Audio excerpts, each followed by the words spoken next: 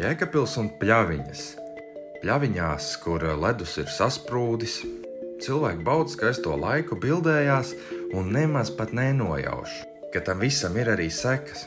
Pirms ledājiem vēl ir viss aplūdis. Tad tā bieži? Ne visai. Tad ir, tad nav.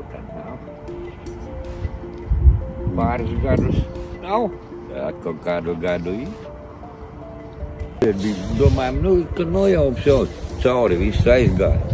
Ne pēc pāris stundām babang atkal augšā. Jā.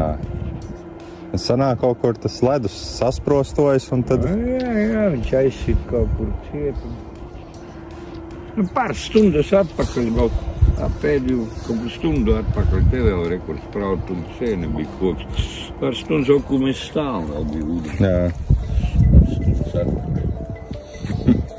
Jā, viņš jau tā ir, pārauj, pēc tam atkal kaut kur sadambējas kaut kas atkal. Bija no rīta līdz logam. Nopietni? Jā. Bija laikam 78. gads, ka līdz asfaltam.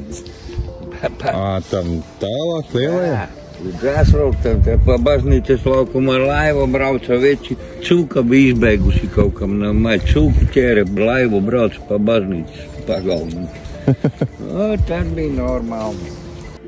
Jā, varbūt ir bijis arī trakāk, bet katrai darbībai tomēr ir arī sekas.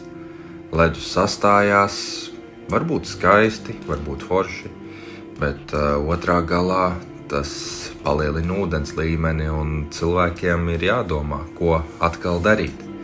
Un ne visi var uztaisīt ūdens sprostus, piemēram, jo ne visās mājās ir jauni cilvēki.